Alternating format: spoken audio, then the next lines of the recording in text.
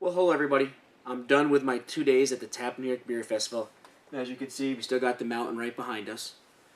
And basically what I wanted to do is just kind of go over real quickly my experience with the Tap N.Y Beer Festival. What I basically want to say was I did have a really nice time. Coming both days was really nice because we didn't have to feel rushed at any given point through the 2 days to make sure we tried all the different breweries and talked to all the different brewers. One of the great things about the Tap N.Y Beer Festival, compared to most of any other beer festivals I've been to, at least in the New York State area, is the great thing about Tap N.Y is the brewers come to the festival. It's not just like when you go up to get a beer, it's some volunteer pulling a beer and knows nothing about the beer. You get the brewers, the head brewers, the owners that are there representing their beer. And one of the things I did get to do while being at the Tap N.Y Beer Festival this year was I actually talked off camera with about 10 different head brewers and talked about like what they're going to be coming up with next, where their next goal is from here and what they plan to do and new beers they plan coming up with.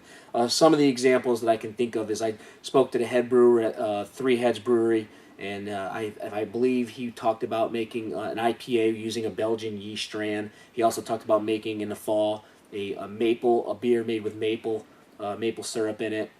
I actually got a chance to talk to Nick Matt, which is the CEO of I want to say owner of Saranac Brewery, which at this point, one of the things we did talk about is they're the 12th largest brewery in the United States of America, and that's pretty significant when you think about all the over 5,000 breweries there are. So just to be able to talk to him and talk about their company, because they had a huge fire a couple of years ago and how they've recovered from that. I was able to talk to the head brewer at Keegan Ales, and obviously you may see that video because I did capture that one. I talked to the head brewer at John Harvard's brewery.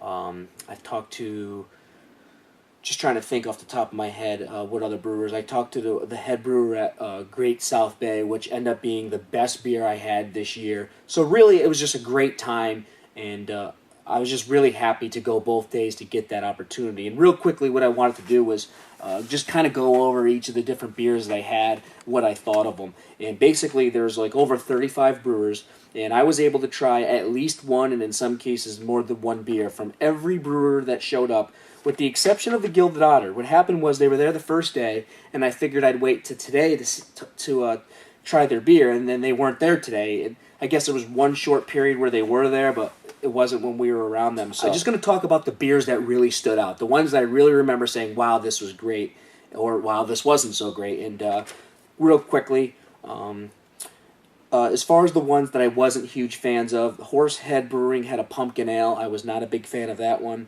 Lake Placid Brewery had their IPA. I did not find that one very appealing. Schmaltz Brewing had a barrel-aged Vertical Jubilation, which was like a combination of like all their anniversary ales that they mixed and then barrel-aged it. Cooperstown Brewing had a Backyard IPA. I was not a big fan of that. Chatham Brewery, unfortunately, I had their Maple Amber, and that may have been one of the worst beers I had through the entire weekend. And Empire Brewing, the interesting story behind them is there's like this huge ad that you see in like the Yankee Brew News or Ale Street News, where they talks about how Bon Appetit said it's like smooth like Guinness but not heavy like Guinness, and I always kind of thought that was like a very misleading ad because Guinness is really not that heavy of a beer to begin with. So them being there, I had to try their cream ale and see what I thought, and I was highly disappointed. So that's another one I wasn't too pleased with. And then there were a couple that weren't bad, but they weren't what I expected. Cave Mountain had a Stoke Face 400 IBU. I just kind of was. I didn't hate it, but I didn't. It didn't blow me away either. And I guess I was expecting it to blow me away. And then Bandwagon Brewery had one of the most interesting sounding beers with their peanut butter chocolate stout, and it wasn't bad. I was expecting a lot more peanut butter and chocolate-like taste, and I really didn't get that. So those are what I would call the losers of this year's beer festival. Some of the beers that really did stand out and blew me away in a positive way was, once again, Keegan Ales Joe Mama Milk. Just amazing every single time. I mean, I could literally drink that and only that and be satisfied. Adirondack Pub and Brewery, they had a coffee stout as well that was almost as good as the Keegan Ale Joe Mama Milk. So kudos to them for coming up with a great coffee stout. Barrier Brewing, they won the award for Best Brewery of New York State, and I had their Bulkhead Red Ale, and I really liked it. Really nice toffee notes, so really would like to try some more of their beer. Crossroads Brewing Company, they won multiple awards. They won the Matt Vesser Cup, which is the award for the best brewery in the Hudson Valley, and they also won an award for being the best English-style ale, and that was their Outrage IPA. I had it, and I thought it was really good. One of the top 5 beers I tried today, and I think they even won maybe the bronze medal for that beer as well. The John Harvard's Cream McStout, last year that was my favorite beer of the year. I believe it was number 1, and this year, again, it was a really great beer. I don't know if I'd call it the best one this year. There was a few others that may have beat it out, but I still thought it was just a really good beer.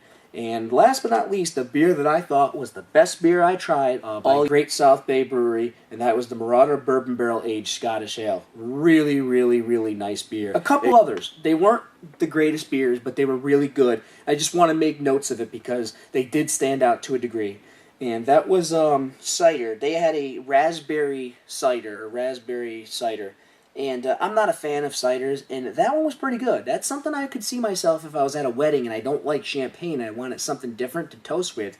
I could see myself drinking the raspberry cider. I thought that was pretty decent. 2 other ones that kind of just stood out, or a couple other ones that stood out. Ithaca Beer Company had a 13th anniversary ale. It was a wheat wine. It was very tasty, really nice nose on that one, so I thought they did a good job with it. 6 Point Craft Ales, I had a Gemini Double IPA, really nice IPA, really nice hoppy flavors. And last but not least, Rooster Fish Brewing. Every year I seem to try their beer, and every year I seem to be satisfied. Not enough to call them the best beer, but enough to say, God, these guys do a good job. And I had the Raven Black IPA, and probably of all the different beers I tried, one of the better black IPAs I had this weekend. There was quite a few. So anyway, those were the beers that stood out in one way or another. And again, just another great time at the Tap N.Y Beer Festival. I'm looking forward to coming again next year. I just don't know how I'm going to do it yet. I don't know if I'm going to do the 2-day or what, but without a doubt, anybody who is in the area, if you ever get an opportunity, check out the Tap N.Y Beer Festival at Hunter Mountain, Catskill, New York. Till next time, cheers, and thanks for watching.